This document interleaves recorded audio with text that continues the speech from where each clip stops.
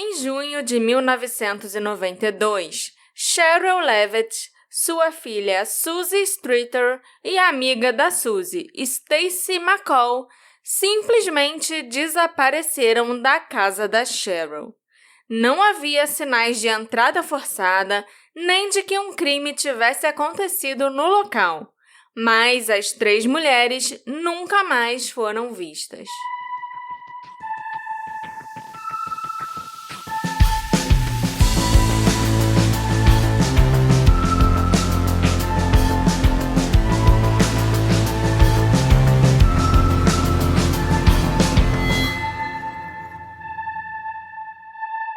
Olá, ouvintes queridos! Sejam bem-vindos ao novo episódio do Detetive do Sofá. Eu sou a Marcela, a host desse podcast, e o caso sobre o qual a gente vai falar hoje é outro trio de mulheres desaparecidas. A gente já fez um dos nossos primeiros episódios, foi o trio de Fort Worth, né? Você lembra, Alexandre? Lembro. E agora chegou a vez de falar das 3 mulheres desaparecidas de Springfield. E aqui é o Alexandre, para falar que dessa vez eu acabei incidentalmente ouvindo uns podcasts, uns episódios soltos a respeito. Então, para variar um pouquinho, eu não estou totalmente alienado, sei um pouquinho das coisas que vão acontecer. Mas eu acho que nossos ouvintes também, né? Porque pelo jeito é um caso famosinho, não sei. É um caso famoso. Então, me conta o que você tem para falar sobre esse trio desaparecido? Desaparecido. Cheryl Levitt nasceu em 1º de novembro de 1944 e passou a maior parte da sua vida nos arredores de Seattle, Washington. Foi lá que ela conheceu seu primeiro marido, o Brent Streeter, e os dois tiveram o primeiro filho, chamado Bart, em meados dos anos 60. Alguns anos depois veio a Suzy, que nasceu em 9 de março de 73. O casamento da Cheryl com o Brent já estava em crise há algum tempo antes do nascimento da Suzy. Mas depois disso, o Brent aparentemente cogitou a ideia deles se divorciarem e continuarem morando juntos para Cheryl receber assistência social. Então ele queria ficar divorciado, morando na mesma casa, aproveitando o dinheiro Do governo. que a mulher dele ia receber. Ela não concordou e se divorciou imediatamente do Brent. A Cheryl conseguiu um apartamento para viver com os 2 filhos, onde ela não precisava pagar aluguel e, em troca, ela trabalhava no condomínio. Em 1980, a Cheryl se mudou com o Bart e a Suzy para Springfield, no Missouri, onde ela enfrentou dificuldades por um tempo. Ela fez vários bicos para pagar o aluguel e acabou iniciando uma carreira como cabeleireira e esteticista. A Cheryl se casou novamente no início dos anos 80, com um homem chamado Don Levitt, de quem ela adotou o sobrenome. O Don já tinha uma filha, chamada Melinda, que tinha mais ou menos a mesma idade do Bart, e a família conviveu pacificamente por vários anos. Em 89, porém, a Cheryl e o Don se divorciaram, o que causou complicações financeiras para Cheryl, não apenas pelos custos do divórcio em si, mas também porque ela estava sendo assediada pelos credores do Don, que tentavam pressioná-la a pagar as dívidas do ex-marido, mesmo após o divórcio. A Cheryl até contratou um advogado para tentar rastrear o Don e assim forçá-lo a pagar as próprias dívidas, mas nem ela e nem o advogado conseguiram encontrar o Don em lugar nenhum. Depois disso, porém, a Cheryl parece ter desistido de relacionamentos, optando por não namorar mais ninguém nos anos seguintes. Em 92, a Cheryl estava com 47 anos, trabalhando no salão de cabeleireiro New Attitudes, em Springfield, onde ela tinha mais de 250 clientes regulares. Ela era conhecida como uma funcionária exemplar, mas uma pessoa reservada. Segundo todos os relatos, o relacionamento mais próximo da Cheryl era com a filha Suzy. As duas claramente passaram por muita coisa juntas, e a adversidade só fortaleceu os laços entre mãe e filha. Naquele ano, a Cheryl comprou uma casa no quarteirão 1700 da East Delmar Street, em Springfield, e se mudou para lá com a filha Suzy. A Cheryl passou a maior parte do seu tempo livre na primavera daquele ano reformando e decorando a casa. Conhecida por manter a casa sempre arrumada e limpa, a Cheryl adorava passar tempo fazendo pequenas melhorias no local.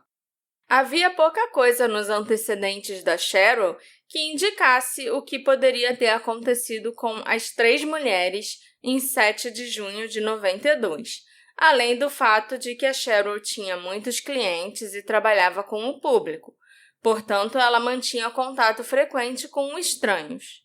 Embora ex-maridos frequentemente se tornem suspeitos nesses casos, a polícia nunca listou nenhum dos dois ex-maridos da Cheryl como pessoas de interesse nas investigações.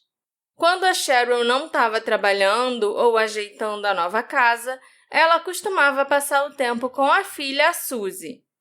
A Suzanne Streeter, mais conhecida como Suzy, nasceu em março de 73. Embora ela tenha nascido na área de Seattle e passado seus primeiros 6 anos por lá, ela se mudou com a mãe e o irmão para Springfield em 1980. Sem nunca ter tido contato com o pai biológico, a Suzy cresceu e se tornou incrivelmente próxima da mãe, Cheryl. Durante a maior parte da vida da Suzy, as duas foram inseparáveis, a ponto da menina frequentemente cancelar planos com amigos para poder ficar com a mãe. Ela não tinha nenhum relacionamento real com o pai e também não teve um relacionamento muito próximo com o padrasto, o Don Levitt, depois que ele e a Cheryl se divorciaram em 89. Os amigos da Suzy dizem que ela nunca falou sobre os divórcios da mãe, mas isso não quer dizer que isso não a tenha afetado de alguma forma. Em Springfield, a Suzy frequentou a Kickapoo High School e parecia ter dificuldades com os estudos, principalmente dificuldade com a leitura. Quem a conhecia bem afirma que a Suzy, na verdade, era disléxica, mas ela não recebeu o diagnóstico apropriado. A Suzy havia sido reprovada um ano na escola porque ela não lia muito bem e foi colocada numa turma para alunos com dificuldades de aprendizagem.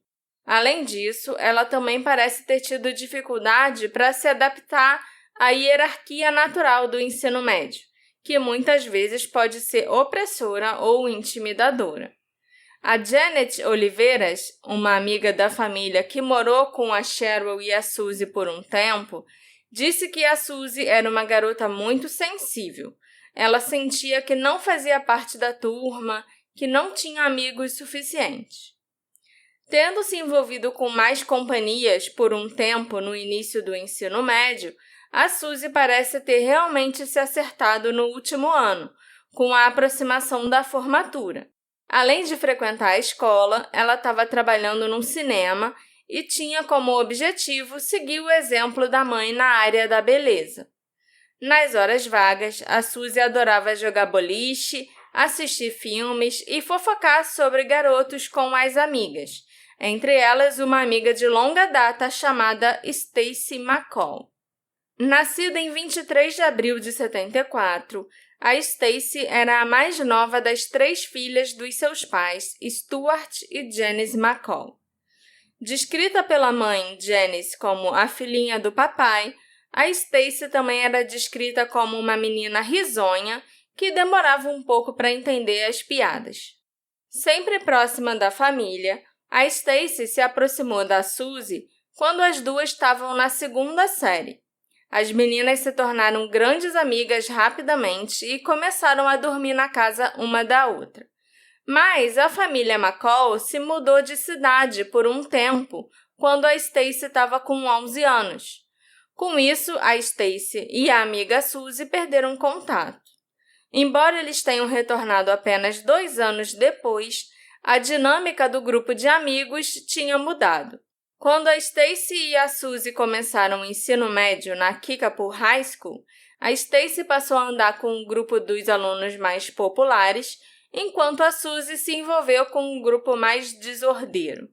Alguns meses antes da formatura, a Stacy e a Suzy reataram a antiga amizade. Elas fizeram o vestibular, os SATs americanos, comemoraram os 18 anos e foram ao baile de formatura juntas. Enquanto estudava na Kickapoo High School, a Stacy trabalhava como recepcionista na Springfield Gymnastics e ela também modelava vestidos de noiva para a loja The Total Bride no Brentwood Center, um shopping de Springfield. A Stacy sofria de enxaqueca, que exigia medicação para melhorar, mas ela se recusava a deixar que as crises de enxaqueca a impedissem de fazer o que ela precisava, fossem as tarefas de casa ou o trabalho. Ela era uma menina muito responsável. A Stacy estava se preparando para ingressar na Southwest Missouri State University no segundo semestre de 92, e ela desejava se juntar a uma irmandade. Ela ganhou de presente de formatura dos pais um filhote de cachorro, um Cocker Spaniel que ela chamou de Bubba. Localizada no sudoeste do Missouri, entre as montanhas Ozark, a cidade de Springfield é conhecida por abrigar a Universidade Estadual do Missouri e a sede da Bass Pro Shop. A cidade oferece diversas atividades ao ar livre e é famosa pelas suas excelentes cervejarias artesanais. Atualmente, a região metropolitana de Springfield tem cerca de 500 mil habitantes. Mas em 92, quando o trio de Springfield desapareceu, a cidade contava com aproximadamente 140 mil moradores. 6 de junho de 92 foi o dia da formatura do ensino médio da Suzy e da Stacy, que se formaram na Kickapoo High School naquele sábado. A cerimônia aconteceu na Universidade Estadual do Missouri, em Springfield, no Centro Estudantil Hammonds, que era grande o suficiente para acomodar os formandos e suas famílias. A mãe da Suzy, a Cheryl Levitt, estava presente, observando a sua filha atravessar o palco e pegar o diploma, assim como o Stuart e a Janice McCall, os pais da Stacy. Após a cerimônia, uma série de festas tomou conta da cidade, reunindo familiares e amigos dos formandos. Nos Estados Unidos, eu acho que aqui no Brasil também, a formatura do ensino médio é quase um rito de passagem, né? É o fim de uma fase e o começo de outra. E para Suzy e para Stacy, aquela tarde de sábado não foi diferente. A cerimônia terminou por volta das 18 horas, abrindo caminho para as comemorações. A Cheryl e a Suzy decidiram comprar uma pizza e ir para casa para jantarem juntas e comemorarem. Mas a Suzy ainda fez planos de sair com as amigas mais tarde. Naquela noite, a Suzy e a Stacy planejaram ir a algumas festas de formatura e depois fazer uma viagem de carro com alguns amigos para a cidade vizinha de Branson, onde planejavam se hospedar em um hotel. Na manhã seguinte, elas iam acordar cedo e passar o dia todo num parque aquático chamado Whitewater. Mas esses planos mudaram ao longo da noite. A Suzy e a Stacy, cada uma dirigindo o próprio carro, foram para a casa da amiga Janelle Kirby em Battlefield, uma pequena cidade a 16 quilômetros de Springfield. A Janelle era uma amiga que a Suzy e a Stacy conheciam desde a infância. A Stacy era amiga da Janelle desde a pré-escola e a Suzy a conhecia desde a segunda série, mais ou menos. Embora as três tivessem tido grupos de amigos diferentes ao longo dos anos, elas sempre acabavam se reencontrando. As três estavam animadas para finalmente comemorar a conquista da formatura juntas. Mesmo com a visita de muitos familiares, a mãe da Janelle, a Kathy, se ofereceu para arrumar uma cama e deixar a Suzy e a Stacy dormirem lá se elas quisessem. A Suzy e a Stacy chegaram à casa da Janelle por volta das 20 ou 20h30, e pouco depois, as 3 meninas caminharam da casa da Janelle para outra festa de formatura nas proximidades, deixando os seus carros na casa da família Kirby.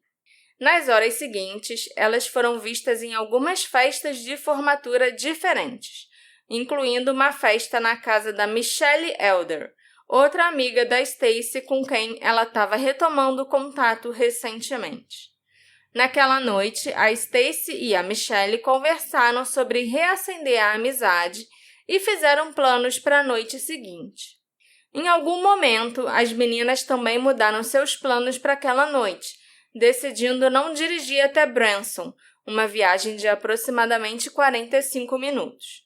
Ao invés disso, elas decidiram ficar até tarde na área de Springfield com os amigos e sair cedo na manhã seguinte. A Stacy ligou para os pais e avisou da mudança de planos, dizendo que ela planejava dormir na casa da Janelle naquela noite. Por volta de 1h45 da manhã do dia 7 de junho, a festa na casa da Michelle foi encerrada e as meninas voltaram para a casa da Janelle em Battlefield. Elas tinham decidido passar a noite lá. Mas, como a casa da Janelle estava muito cheia de amigos e parentes que vieram de longe para a formatura dela, a Suzy e a Stacy decidiram voltar para a casa da Suzy, em Springfield.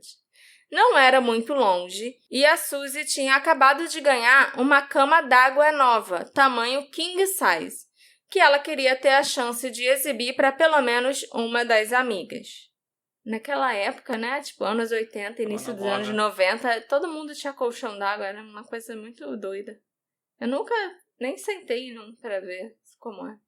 Antes de saírem da casa da Janelle, as meninas confirmaram os planos para a manhã seguinte. Elas planejaram acordar cedo e se encontrar novamente na casa da Janelle, e depois seguir para Branson para passar o dia no parque aquático.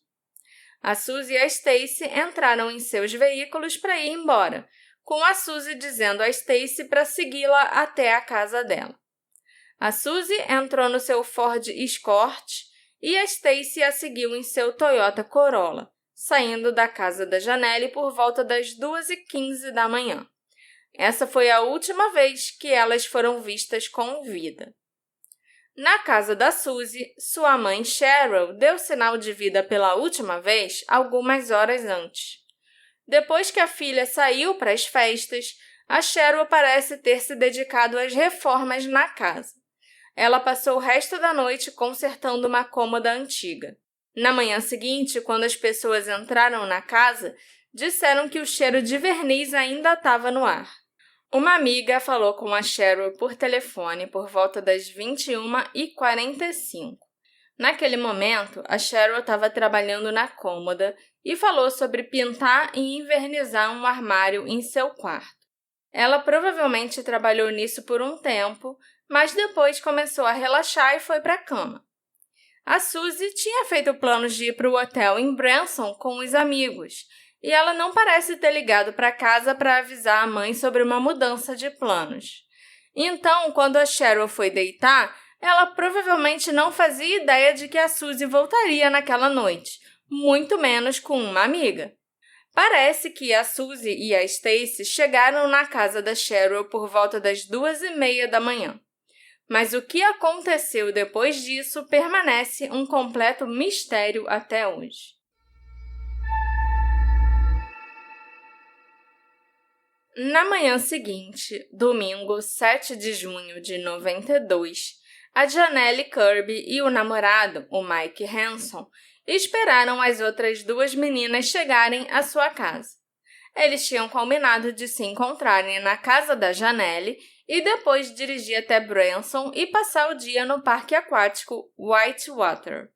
A Janelle começou a ligar para Suzy por volta das 8 horas, e ela ligou esporadicamente nas horas seguintes, mas não houve resposta. Era como se as meninas já tivessem saído, mas as horas passavam e elas não apareciam na casa da Janelle. Ela provavelmente começou a achar que tinha sido deixada para trás. A Janelle entrou em contato com outras amigas para ver se alguém tinha notícia da Stacy ou da Suzy. Depois de esperar um pouco, a Janelle e o namorado decidiram ir na casa da Suzy. Chegaram lá por volta de meio-dia e ficaram surpresos ao encontrar os veículos das 3 mulheres, da Cheryl, da Suzy e da Stacy, estacionados na entrada da garagem. O Corsica azul da Cheryl estava estacionado na garagem ao lado da casa, como de costume. O Escort vermelho da Suzy estava estacionado na entrada curva, com o Corolla da Stacy logo atrás dela. Os veículos da Suzy e da Stacy, no entanto, não estavam bem estacionados, algo que mais tarde plantou uma semente de dúvida. Ao se aproximarem da porta da frente, a Janelle e o namorado dela, Mike, notaram que a cúpula de uma arandela de vidro que antes cobria a lâmpada da varanda estava quebrada. A lâmpada em si estava funcionando normalmente e ainda estava acesa. Mas a cúpula, o globo de vidro em volta da lâmpada, estava quebrada, com cacos de vidro deixados na varanda. Como a Janelle estava descalça naquele momento, o Mike varreu os cacos de vidro e os juntou perto de uma cerca no quintal. Na porta da frente, a Janelle e o Mike bateram e tentaram olhar lá para dentro para ver se tinha sinal da presença de alguém na casa, mas não houve resposta. Apesar dos veículos estacionados na entrada, parecia que não havia ninguém em casa. Eles até espiaram o quintal, torcendo para que a Suzy e a Stacy estivessem tomando sol lá fora, mas também não encontraram ninguém lá atrás. Voltando para a porta da frente, a Janelle e o Mike ficaram surpresos ao descobrir que ela estava destrancada. Eles entraram rapidamente, sem encontrar nenhum sinal de que qualquer uma das mulheres estivesse lá dentro. Eles encontraram o cachorro da Cheryl e da Suzy, um Yorkshire Terrier chamado Cinnamon, que parecia agitado. Enquanto estavam ali na sala, o telefone começou a tocar. Atendendo na esperança que fosse uma das suas amigas, a Janelle ficou surpresa ao ouvir uma voz estranha e perturbadora do outro lado da linha, que, segundo ela, começou a fazer várias insinuações sexuais. Ela desligou, mas imediatamente o telefone tocou de novo, e era a mesma pessoa. A Janelle, posteriormente, descreveu a pessoa que ligou como tendo uma voz adolescente. A Janelle se lembrava da Suzy comentando sobre trotes parecidos que ela e a mãe vinham recebendo desde que haviam se mudado para a casa, alguns meses antes. Por isso, na época, a Janelle não deu nem muita importância ao assunto. Incapazes de encontrar qualquer vestígio das mulheres desaparecidas, a Janelle e o Mike foram até uma lanchonete próxima ver se elas estavam por lá, e depois voltaram para a casa da Janelle. Só para informar vocês rapidinho, que a Janelle e o Mike eles entraram na casa, mas eles só ficaram na sala. Eles não entraram nos outros cômodos, não foram nos quartos, nem nada parecido. Eles ficaram na sala, gritaram para ver se tinha alguém por aí, atenderam o telefone, que ficava também na sala, mas não entraram nos outros cômodos, não. Como já havia passado tanto tempo, a Janelle e o Mike não quiseram mais dirigir até Branson naquele dia e optaram por ir num parque aquático menor chamado Hydra Slide, em Springfield mesmo. Durante todo o dia 7 de junho, a Janice McCall tentou entrar em contato com a sua filha Stacy. Logo naquela manhã de domingo, ela descobriu que a filha não havia passado a noite na casa da Janelle, como havia combinado. Ao ligar para lá e conversar com a família, ela soube que a Stacy tinha ido para a casa da Suzy. Ao longo do dia, a Janice deixou várias mensagens na secretária eletrônica da Cheryl e da Suzy, ficando cada vez mais preocupada. Ainda assim, não havia motivo real para alarme, porque ela sabia que a Stacy e a Suzy tinham planos de ir de carro até Branson visitar o parque aquático. Mais tarde naquele dia, se espalhou por aí pela cidade a notícia de que a Janelle e outras pessoas estavam tentando localizar a Stacy e a Suzy, tendo passado na casa da Cheryl para tentar encontrá-las. Quando soube que os carros da Stacy, da Suzy e da Cheryl estavam estacionados em frente à casa o dia todo, a Janice começou a ficar alarmada. Horas depois da Janelle e o namorado terem passado na casa, a Janice McCall chegou ao número 1717 da East Delmar Street com suas outras 2 filhas a tiracolo. Por volta das 19 horas, a Janice parou em frente à casa e, assim como a Janelle, ficou surpresa ao encontrar a porta da frente destrancada. Assim que entrou na casa, o cachorrinho Cinnamon veio correndo em sua direção, agitado.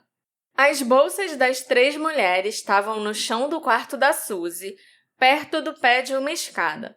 Elas estavam enfileiradas uma ao lado da outra e pareciam intocadas. Nada dentro das bolsas parecia ter desaparecido, incluindo $900 em dinheiro que a Cheryl tinha recebido no trabalho no dia anterior. As chaves, joias, documentos de identidade, dinheiro, tudo ainda estava lá na bolsa das 3. Dentro do quarto, a Janice também encontrou as roupas que a Stacy tinha usado na noite anterior, cuidadosamente dobradas numa pequena pilha junto com o maiô dela. Pelo que a Janice sabia, aquelas eram as únicas roupas que a Stacy tinha, e ela não caberia em nenhuma das roupas da Suzy. Então, as roupas deixadas para trás daquele jeito deixaram a Janice mais preocupada do que antes. A luz do quarto da Suzy estava apagada e as persianas abertas, mas a TV ainda estava ligada quando a Janice e as filhas chegaram. A cama parecia ter sido usada. Era quase como se a Suzy e a Stacy tivessem adormecido assistindo a um filme e esquecido de desligar a TV depois. Não muito longe das bolsas das mulheres desaparecidas estavam os cigarros da Cheryl e da Suzy, o que era bem estranho. A Cheryl era uma fumante inveterada e a Suzy tinha desenvolvido um hábito semelhante. Então, o fato delas terem deixado os cigarros para trás foi o suficiente para dar a impressão de que algo havia acontecido com elas. Uma lata de Coca-Cola pela metade estava ao lado dos cigarros, aparentemente abandonada. Sentindo que as coisas estavam estranhas demais para serem ignoradas, a Janice foi para a sala de estar e ligou para a polícia de Springfield, relatando que a sua filha e as outras 2 mulheres estavam desaparecidas.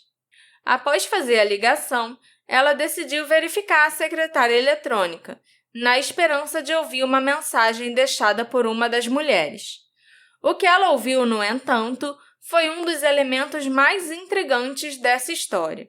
Uma mensagem estranha, cujos detalhes permanecem envoltos em mistério décadas depois.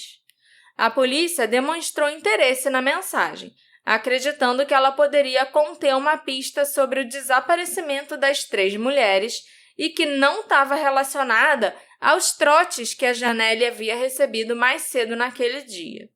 Infelizmente, acredita-se que a polícia jamais teve a chance de ouvir a mensagem.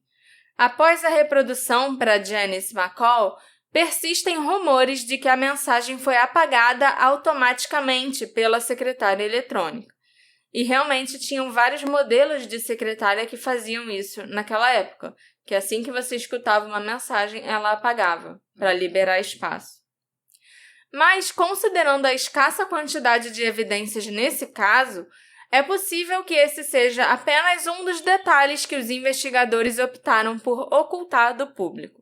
A polícia de Springfield foi notificada do estranho desaparecimento da Cheryl, da Suzy e da Stacy por volta das 21 horas de domingo, quase um dia inteiro depois de alguém tê-las visto ou ouvido falar delas pela última vez.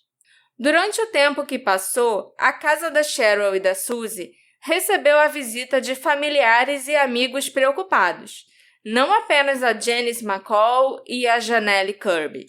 Outras pessoas apareceram para verificar o estado das mulheres desaparecidas e quando a polícia chegou à casa, estimava-se que entre 10 e 20 pessoas já tivessem passado pela potencial cena de crime, contaminando qualquer evidência que pudesse ter sido deixada para trás.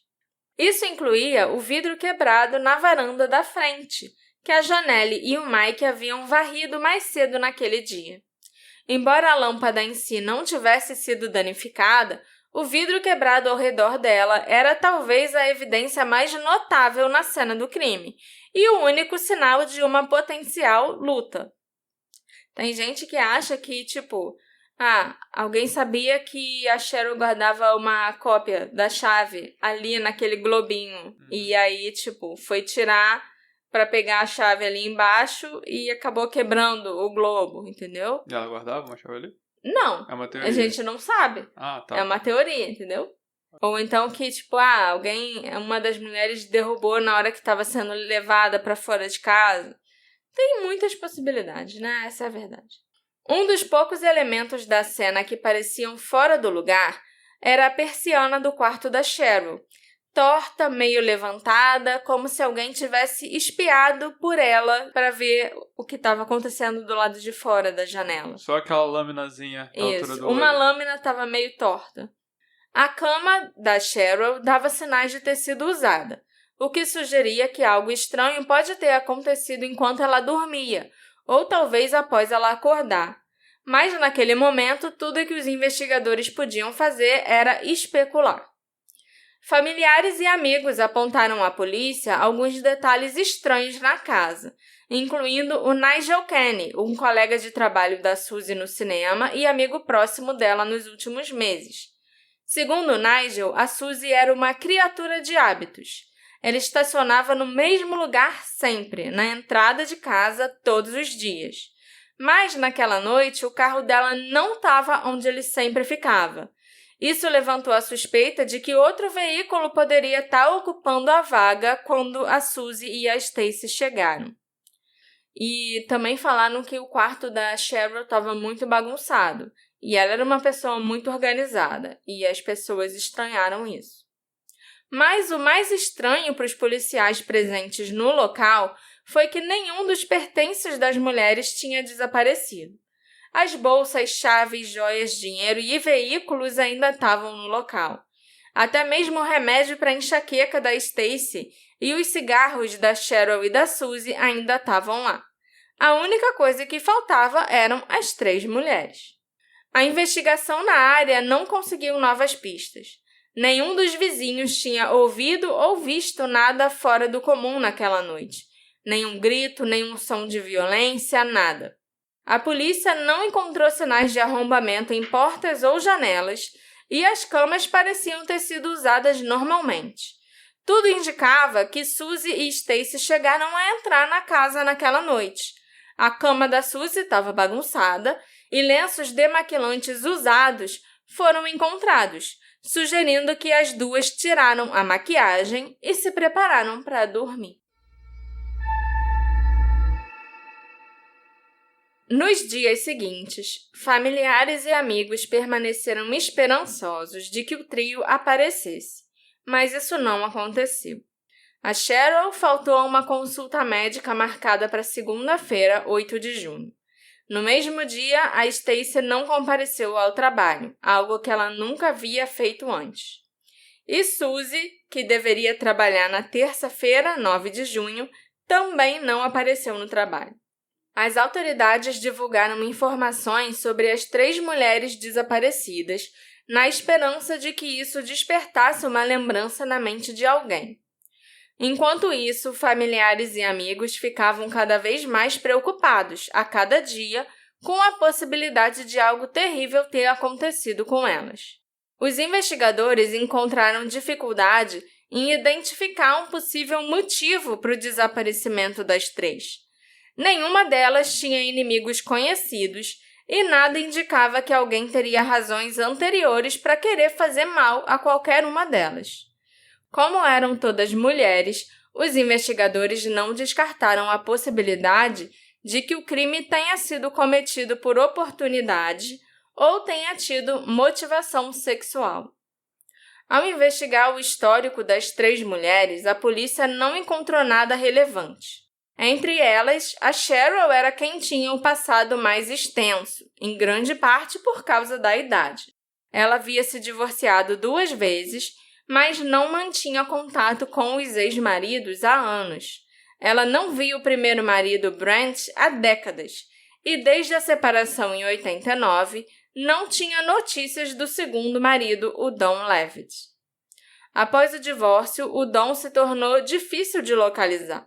Mas, depois do desaparecimento da Cheryl, os investigadores conseguiram encontrá-lo em Seattle, onde ele morava e já estava até casado novamente. O Don afirmou não ter mantido contato com a Cheryl nem com a Suzy desde 89. Apesar das dificuldades financeiras, ele garantiu que a separação foi amigável, com ambos seguindo caminhos distintos, opinião compartilhada por amigos e familiares. Nenhum dos ex-maridos da Cheryl chegou a ser considerado suspeito no caso. Por algum tempo, os investigadores consideraram a hipótese de que as 3 mulheres tivessem fugido. Mas essa parece ter sido mais uma possibilidade que eles precisavam eliminar do que uma linha de investigação real.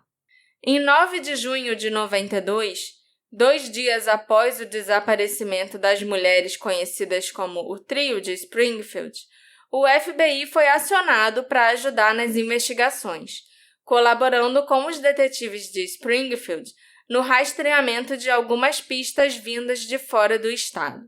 Apesar da polícia de Springfield ter alocado quase todos os seus recursos investigativos nesse caso, eles ainda lutavam para processar a enorme quantidade de informações disponíveis. À medida que o caso avançava para metade da semana seguinte, os investigadores confirmaram que estavam em contato com pelo menos 3 suspeitos, que passaram por interrogatórios. Entre eles estava Bart Streeter, o irmão da Suzy e filho da Cheryl, além de 2 ex-namorados da Suzy, sobre os quais eu vou falar mais adiante, porque agora a gente vai focar no Bart. O Bart que não é Simpson. Quando o Bart tinha 17 anos, ele deixou a casa da mãe, Cheryl. Jovem e rebelde, ele não manteve uma relação próxima nem com a mãe, nem com a irmã, durante boa parte dos seus 20 e poucos anos. A tia dele, a Deborah Schwartz, irmã da Cheryl, comentou que apesar deles serem da mesma família, não tinham uma ligação forte. Ela chegou a descrevê-lo como uma personalidade tóxica, sem respeito, que passou o início da vida adulta cercado por pessoas que ela classificava como vagabundos. O programa de TV People Magazine Investigates, lançado em 2019, retratou Bart como um alcoolista de temperamento violento que teria agredido Cheryl no passado. Aliás, foi isso que supostamente o levou a ser expulso da casa pela mãe. Cerca de 1 ano antes do desaparecimento da Cheryl e da Suzy, o Bart tentou reatar o relacionamento com elas. A Suzy estava muito feliz por se reaproximar do irmão mais velho, mas a Cheryl mantinha uma postura mais reservada.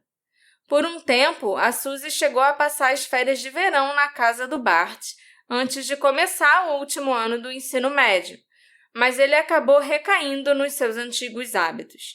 Em uma noite, bêbado, o Bart se irritou quando a Suzy pediu para abaixar o volume da música, e segundo relatos, ele chegou a empurrá-la no chão. A partir daí, a Suzy e a Cheryl passaram a se afastar dele, criando um abismo familiar que ainda não havia sido superado em junho de 92. Após o desaparecimento dos seus 2 familiares mais próximos, o Bart foi interrogado exaustivamente pelos investigadores. Ele afirmou que na noite do desaparecimento tinha bebido com um vizinho. O vizinho confirmou essa informação, mas ele também disse que o Bart saiu da casa dele entre 23 horas e meia-noite do dia 7 de junho. Depois disso, o Bart disse que foi para casa e desmaiou no sofá. Ou seja, ele não tinha um álibi sólido. De qualquer forma, o Bart foi aparentemente eliminado como suspeito no caso, embora o Departamento de Polícia de Springfield insista, ao longo dos anos, que ninguém foi oficialmente descartado como suspeito, até porque ninguém foi oficialmente nomeado como um suspeito. Depois de ser interrogado exaustivamente e cooperar com a investigação policial, o Bart se mudou da região. Ao longo dos anos, ele acabou ficando sóbrio por um tempo e se acalmando, retornando a Springfield alguns anos depois para tentar obter respostas sobre os desaparecimentos. Ele permaneceria à margem do caso nos anos seguintes, defendendo sua mãe e irmã ocasionalmente, mas ele não foi uma figura constante no caso como a Janice McCall, a mãe da Stacey, por exemplo. Em fevereiro de 2019, o Bart foi preso por embriaguez em público, conduta desordeira e tentativa de cárcere privado em Smyrna, no Tennessee. No boletim de ocorrência foi alegado que o Bart entrou num salão de beleza e alegou que estava lá para buscar a sua neta, uma garota de 15 anos.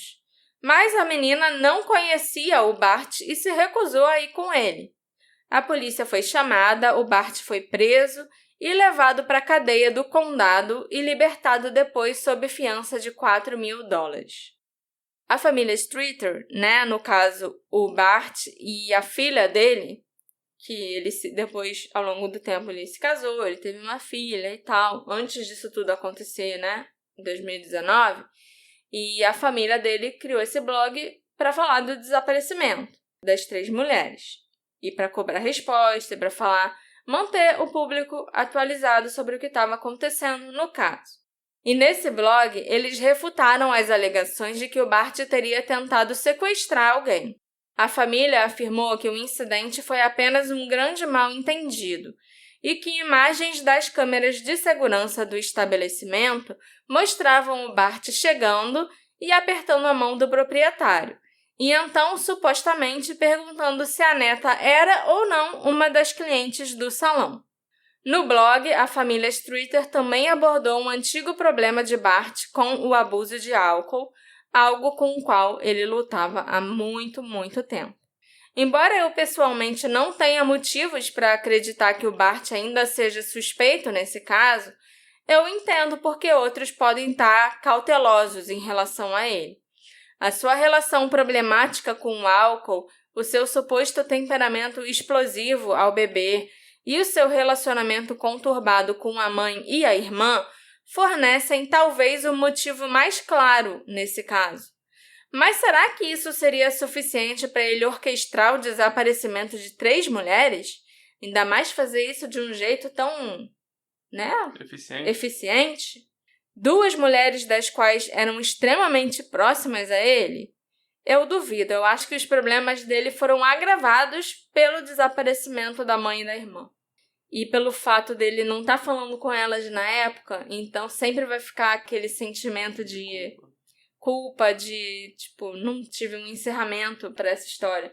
Não só porque elas desapareceram, mas também porque a gente não estava se falando. Então, acho que isso deve ter piorado muito os problemas do Bart. Enquanto investigava o Bart, a polícia também estava examinando a longa lista de clientes da Cheryl e uma lista de convidados das festas em que a Suzy e a Stacey tinham ido, horas antes do desaparecimento. Os investigadores também interrogaram um jovem que morava do outro lado da rua da Cheryl e da Suzy, cujo carro, um Chevy Cavalier vermelho 91, foi roubado na noite de segunda-feira. Mas não se acredita que haja qualquer conexão, foi apenas uma estranha coincidência. Esse carro foi roubado no dia seguinte, mais ou menos. Elas sumiram de sábado para domingo e o carro foi roubado na segunda-feira. Enquanto isso, investigadores federais ajudavam a polícia a expandir o caso, tentando localizar familiares ou amigos de fora do estado e interrogá-los. O envolvimento do FBI também permitiu que os investigadores tivessem acesso a ferramentas como perfil psicológico, que eles esperavam que os ajudasse a restringir o número de potenciais suspeitos.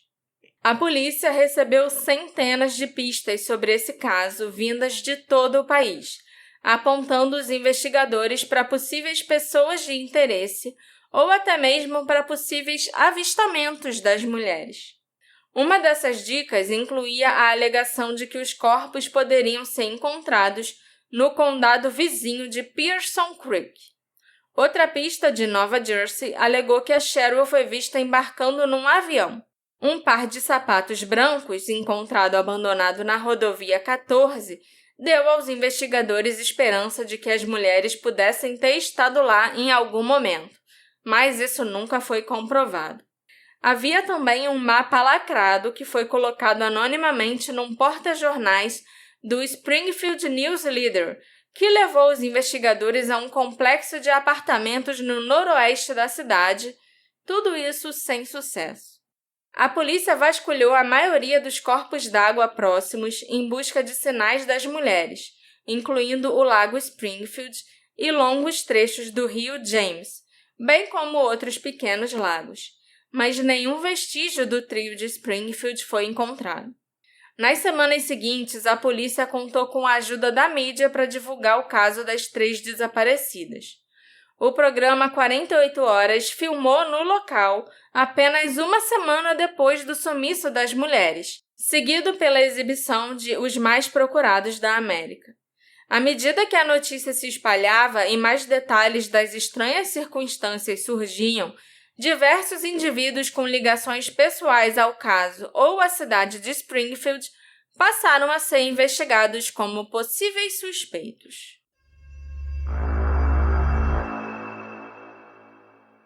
Gente, conversa séria agora rapidinho. Digo, o assunto do episódio já é sério, mas agora para falar de outra coisa séria também. O Detetive do Sofá é o trabalho da Marcela. Ela se esforça demais para pesquisar e escrever tudo isso aqui. E apesar do programa estar por aí, de graça para todo mundo, a gente precisa lembrar que se não fosse o apoio de alguns ouvintes maravilhosos, nada disso aqui existiria. Então, se você quiser ajudar a Marcela a fazer esse podcast evoluir, torne-se um apoiador.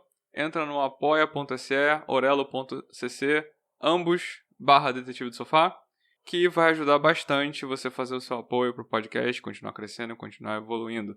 Eu já falei da última vez, a gente tem feito vídeo das nossas gravações e postado no YouTube só para os nossos apoiadores. Então, quem quiser conferir isso aí, torna seu apoiador que vai poder conferir isso aí. Então, é isso aí, gente. Eu não quero continuar atrapalhando. Sei que tem gente que já fica irritada demais de eu vir aqui pedir, mas é importante. De volta para o episódio. Enquanto os McCall lutavam para lidar com a dor, outras pessoas próximas ao trio de Springfield enfrentavam suas próprias emoções, sem saber exatamente onde focar as suas energias.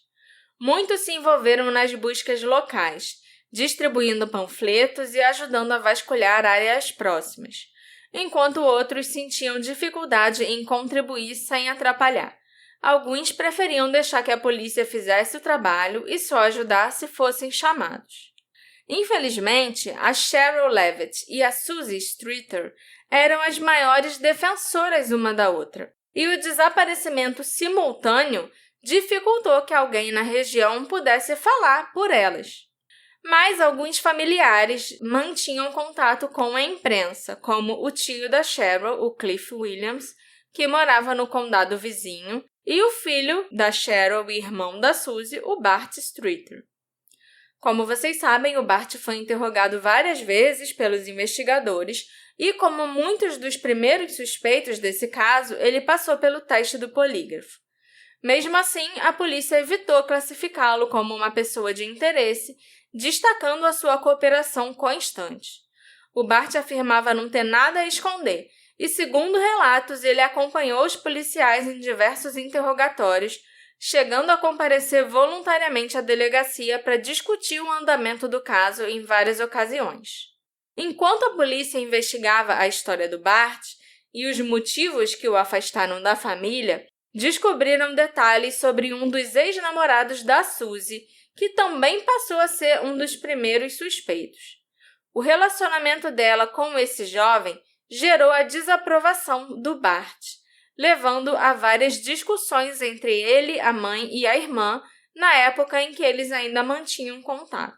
Mike Kovacs era um jovem que namorou a Suzy por alguns anos, até setembro de 91. Durante o relacionamento, o Mike e a Suzy teriam sido abusivos um com o outro, com o Mike admitindo que ele e a Suzy se batiam bastante, citando a imaturidade deles como justificativa. Apesar disso, os dois namoraram por 2 anos, mas o relacionamento terminou de forma bastante explosiva em setembro de 91. A Suzy havia buscado uma ordem de restrição contra o Mike Kovacs cerca de 7 meses antes do seu desaparecimento, em 23 de outubro de 91. Em depoimento sob juramento, a Suzy alegou que o namorado a agredia e havia demonstrado múltiplos sinais de comportamento perturbador, como furar os pneus do seu carro, ameaçá-la por telefone e assediá-la na escola, no trabalho e em casa. Por esse motivo, uma ordem de restrição de 10 dias foi concedida em 23 de outubro. Mas a Suzy não compareceu à audiência para prorrogá-la, então a ordem de restrição expirou no início de novembro. Embora o Mike tenha sido considerado suspeito no início, a investigação logo o descartou, porque o relacionamento dele com a Suzy parecia ser coisa do passado. Os dois, inclusive, já tinham tido outros relacionamentos depois disso. E o término explosivo tinha ocorrido quase 1 ano antes. Os investigadores duvidavam que o Mike tivesse motivos para vingança, especialmente naquele momento. Mesmo assim, a polícia o investigou como uma possibilidade logo no começo. À medida que os dias se transformavam em semanas, a investigação parecia estagnar.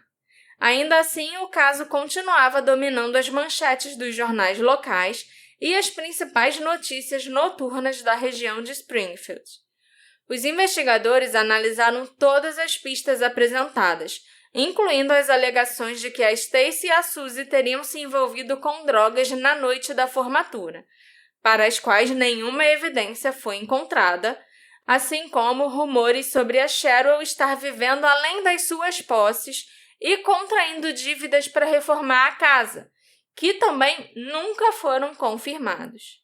Cerca de 1 semana e meia após o desaparecimento do trio de Springfield, a polícia local divulgou um retrato falado de um homem descrito como do tipo andarilho, visto perto da casa da Cheryl nos dias 5 e 6 de junho, imediatamente antes do sumiço. O indivíduo teria entre 34 e 48 anos, tinha entre 1,72 e 1,75 de altura, um corpo magro com cerca de 66 quilos, cabelos na altura dos ombros com tom areia ou avermelhado, pele sardenta e bronzeada, barba espessa e olhos finos, quase sonolentos. Uma mulher que morava a 4 quarteirões da casa da Cheryl relatou à polícia que, em 6 de junho, ela viu um homem com essas características acompanhado de outro homem vestindo um colete laranja fluorescente. Segundo ela, os dois bateram na porta da frente, mas ela não atendeu. Depois, eles tentaram abrir a porta de correr dos fundos da casa dela, mas desistiram após alguns minutos.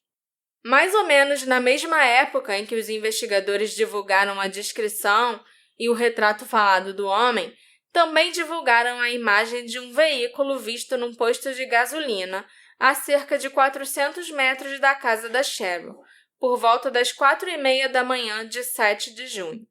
Tratava-se de um carro americano de 2 portas, marrom escuro, parecido com um Oldsmobile ocupado por 2 homens. A polícia também recebeu relatos sobre uma van verde acinzentada vista perto da casa da Cheryl na manhã de 7 de junho. Descrita como uma van Dodge 1967 a 1970, a van apresentava a parte inferior enferrujada e não tinha janelas traseiras nem laterais. Ela teria sido vista num consultório odontológico próximo nos dias 3 e 4 de junho, mas nenhum morador relatou vê-la depois da manhã do dia 7. A polícia levou esse avistamento da van tão a sério que chegou a adquirir uma van do mesmo modelo que eles estavam procurando e deixá-la em exibição na frente da delegacia por meses, pedindo que quem tivesse visto uma van igual àquela entrasse em contato.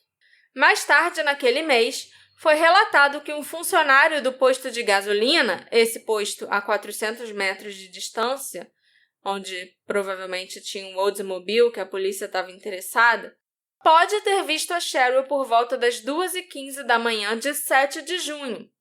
O Steve Thompson, um funcionário de 24 anos de uma loja de conveniência do posto de gasolina perto da casa da Cheryl, afirma ter visto uma mulher incrivelmente parecida com ela depois das 2 horas daquela manhã. Esse avistamento abriria a possibilidade da Cheryl ter saído de casa na madrugada de 7 de junho para procurar a Suzy, mais ou menos na mesma hora em que a Suzy e a Stacy estavam voltando da casa da Janelle. Também indicaria que a Suzy e a Stacy podem ter estado no posto de gasolina mais cedo naquela noite, mais ou menos na mesma hora em que se dirigiam a uma festa em Springfield. A festa que aconteceu na casa da amiga Michelle, a cerca de 1,6 quilômetros do posto de gasolina. E essa informação pode ter dado à polícia a convicção de que o avistamento da testemunha era confiável. Mas o principal componente do relato do Steve Thompson, que a polícia teve dificuldade em verificar, era a crença de que a Cheryl estava procurando pela Suzy naquela noite. Pelo que eles tinham apurado, esse era o único relato de que ela tentou localizar a filha, já que, ao que tudo indica, ela acreditava que a Suzy estaria hospedada com amigos num hotel em Branson naquela noite. Nenhum dos amigos da Suzy se lembrava de ter recebido um telefonema da Cheryl procurando por ela. A Kathy Kirby, a mãe da Janelle, disse que se a Cheryl quisesse falar com a filha, ela sabia exatamente para onde ligar. Apesar disso, as autoridades afirmaram que as informações do Steve Thompson tinham alguma veracidade. O depoimento do Steve, sem dúvida, abalou a cronologia dos eventos e levantou dúvidas sobre o que pode ter ocorrido dentro ou fora da casa da Cheryl nas primeiras horas da manhã de 7 de junho de 92. Mas, semanas depois, a polícia pareceu se afastar desse relato, acreditando que poderia se tratar de uma confusão de identidade. Nunca foi explicado claramente o que motivou essa mudança repentina de opinião. Mais tarde, naquele mês, outra possível testemunha se apresentou. Uma garçonete do George's Steakhouse, um restaurante 24 horas na avenida South Glenstone, afirmou ter visto 3 mulheres na madrugada de 7 de junho, entre 1 e 3 da manhã. Acreditava-se que uma mãe e filha, com aparência idêntica a Cheryl e Suzy, estavam acompanhadas por uma mulher morena mais jovem, provavelmente Stacy. A garçonete relatou que a mulher loura mais jovem, supostamente Suzy, estava visivelmente embriagada, enquanto a mulher mais velha, presumivelmente a Cheryl, tentava acalmá-la. A terceira mulher, a Stacy, possivelmente, permaneceu em silêncio durante toda a estadia no restaurante. Isso adiaria a linha do tempo conhecida e sugeriria que alguém poderia ter seguido as 3 mulheres do restaurante até em casa. Porém, assim como nos relatos de possíveis avistamentos no posto de gasolina, era impossível confirmar se aquelas realmente eram as 3 mulheres desaparecidas de Springfield ou apenas mulheres que se pareciam com elas. Lembrando que era noite de formatura. Todos os jovens estavam fora de casa. Embriagados. Então, assim, realmente pode ter sido um trio parecido com a Cheryl, a Stacy e a Suzy. Surpreendentemente, o Mike Kovacs não foi o único ex-namorado da Suzy a ser investigado no caso. Outro ex, o Dustin Heckler, também esteve no centro das investigações, não só pelo relacionamento conturbado com a Suzy, mas também por outros crimes nos quais ele esteve envolvido. Por isso, as suspeitas sobre ele persistiram por meses. Os antecedentes criminais do Dustin Heckler, de 20 anos, chamaram a atenção da polícia desde o início. Em fevereiro daquele ano, ele foi acusado de participar da invasão a um mausoléu no cemitério Maple Park, em Springfield. Junto com 2 comparsas, chamados Joseph Riddle e Michael Clay, o Dustin danificou 2 caixões para roubar obturações de ouro nos dentes dos cadáveres. Posteriormente, eles penhoraram as obturações em uma casa de penhores por apenas $30. Os 3 foram acusados de vandalismo institucional. De acordo com o depoimento dos 3, o envolvimento do Dustin Heckler no roubo aos túmulos foi mínimo. Ele ficou do lado de fora do mausoléu, enquanto o Michael e o Joseph arrombavam o local e roubavam as cabeças de 2 corpos. Uma das cabeças não tinha obturação de ouro, então eles ficaram chateados e tacaram fogo naquela cabeça, naquele crânio, né? Não era mais uma cabeça, era só um crânio mesmo. Enquanto da outra, eles removeram as obturações de ouro antes de deixá-la numa árvore no Parque Jenny Lincoln, onde ela foi encontrada 2 dias depois por meninos que estavam brincando ali no local. Ou os meninos ficaram muito felizes, que tipo, caraca, a gente encontrou uma caveira, ou eles ficaram muito assustados e traumatizados pro resto da vida. Mas já era uma caveira ou era uma... Já era uma caveira. As duas? Entendeu? As duas, é. Porque você falou que eles botaram fogo, e no podcast que eu escutei, falava que eles eram... Assim, enfiaram pânico satânico no meio. Ah, porque eles faziam rituais satânicos. Óbvio que eu não acredito, porque essa Talvez altura... seja por causa dessa história do fogo, né? Tacar fogo na cabeça, né? Mas eles, na verdade, tacaram fogo porque eles roubaram... Ficaram tipo, putos. invadiram o mausoléu, violaram um caixão, pegaram num crânio de alguém que estava se desfazendo, pra não ter nenhuma obturação, nenhum dente de ouro naquela boca. Uhum. Eles ficaram com raiva, com razão, né? Por enquanto, minha cabeça ia pegar fogo. Ainda não tem nada. A minha também não. De ouro? Tem obturação, mas não é de ouro. Na época do roubo aos túmulos, em fevereiro de 92, o Dustin e a Suzy estavam juntos há pouco tempo. Ela havia terminado com o Mike Kovacs em setembro do ano anterior. A Suzy foi interrogada pelos investigadores sobre o vandalismo e, segundo relatos, ela forneceu um depoimento detalhando o envolvimento do Dustin no crime. Meses depois, os investigadores levantaram a hipótese de que esse depoimento, uma das poucas evidências contra o Dustin e os comparsas, poderia ter motivado um possível ataque ao trio. Também se acreditava que a Cheryl tinha feito acusações contra o Dustin, afirmando que ele havia usado o seu carro para ajudar a executar o crime. Mais tarde, a polícia descobriu que o Dustin e os comparsas estavam em Springfield no dia 7 de junho. Preocupados com uma possível ligação entre o trio de ladrões de túmulos e o desaparecimento do trio de Springfield, os investigadores passaram a monitorá-los nos dias seguintes. No entanto, não há registros de comportamentos suspeitos observados durante esse período. Nos meses seguintes, a polícia manteve o Dustin sob investigação como possível suspeito. Conhecido pelo seu uso de drogas, ele também era ligado ao Galloping Goose Motorcycle Club, o Ganso Galopante, um clube de motociclistas local. Os investigadores enfrentaram dificuldades para encontrar provas que o vinculassem ou o descartassem do caso do desaparecimento do trio. Meses depois, o Dustin foi condenado a uma pena suspensa de 3 anos pelo roubo aos túmulos. A sentença incluía a participação num programa de sentença comunitária, 14 dias na cadeia do condado, 150 horas de serviço comunitário e pagamento de restituição ao cemitério. No geral, foi uma punição relativamente leve, o que torna difícil acreditar que o Dustin e os seus comparsas teriam assassinado 3 mulheres só para evitá-la. À medida que as semanas viravam meses, nada de novo parecia surgir. As autoridades continuavam esperando que alguma das centenas, ou melhor, milhares de pistas se transformasse numa linha sólida de investigação. Mas tanto elas quanto a família e amigos do trio de Springfield seguiam frustrados. Ainda assim, eles mantinham a convicção de que alguém da região esteve envolvido, direta ou indiretamente, no desaparecimento, mas preferia ficar em silêncio.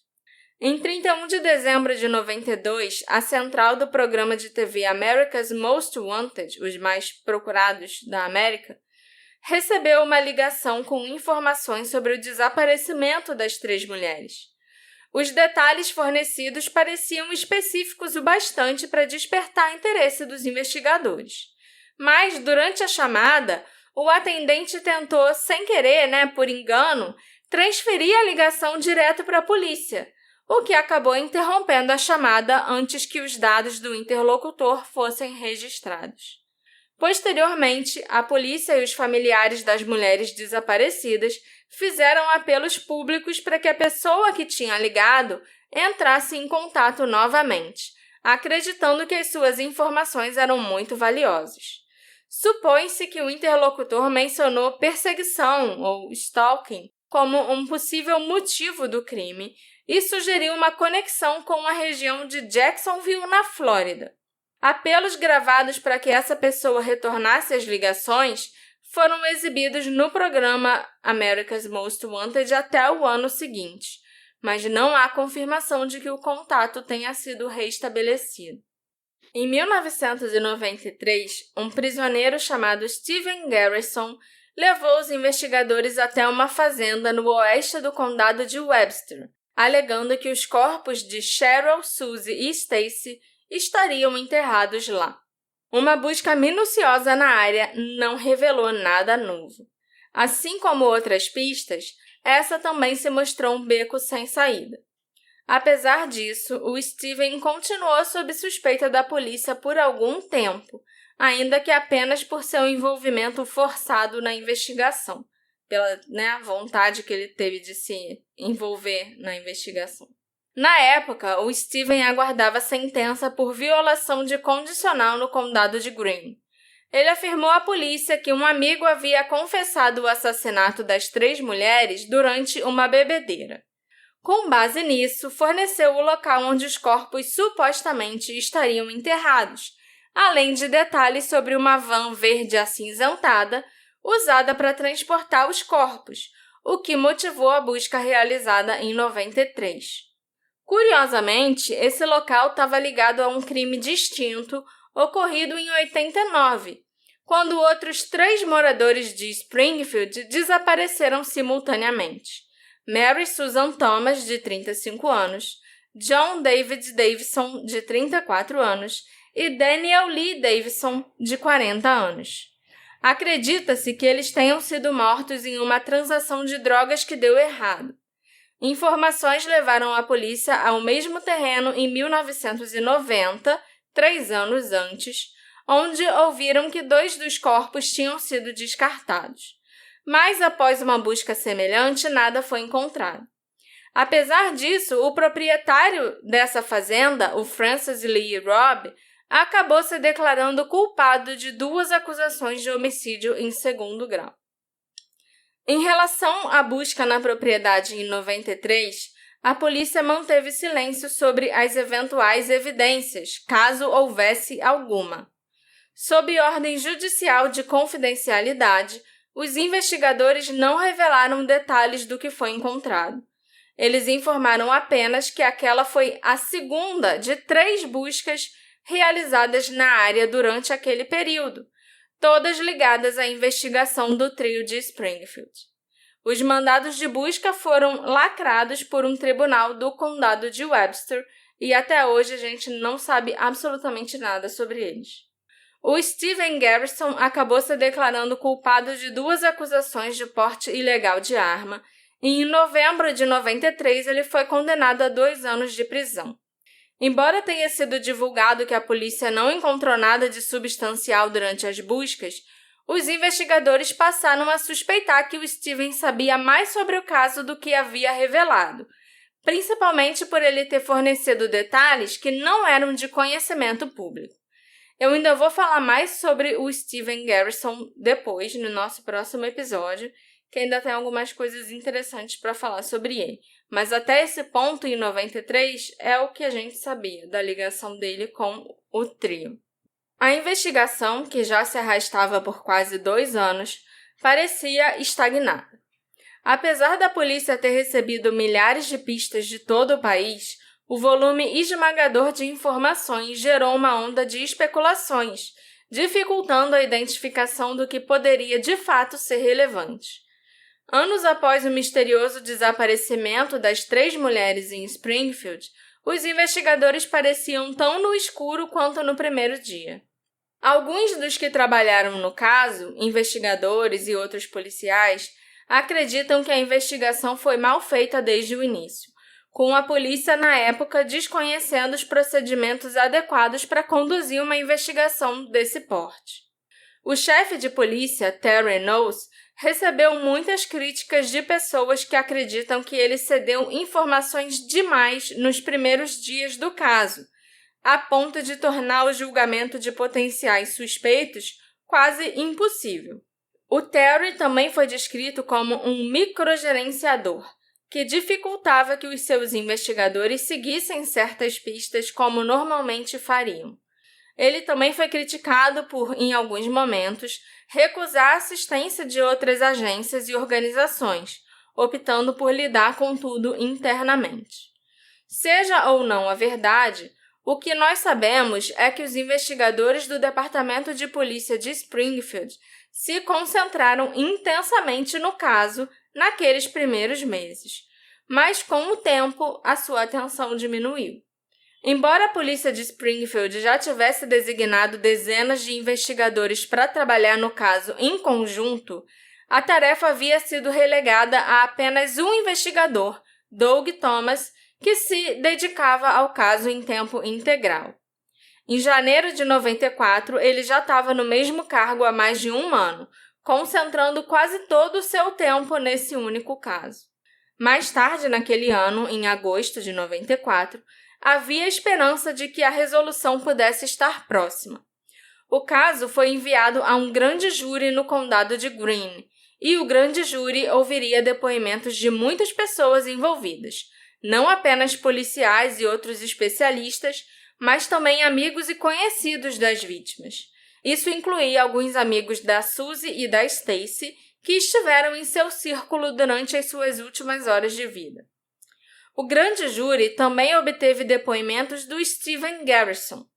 Ele e outros 2 homens chamados Ricky West e Michael Rader foram intimados para prestar depoimento.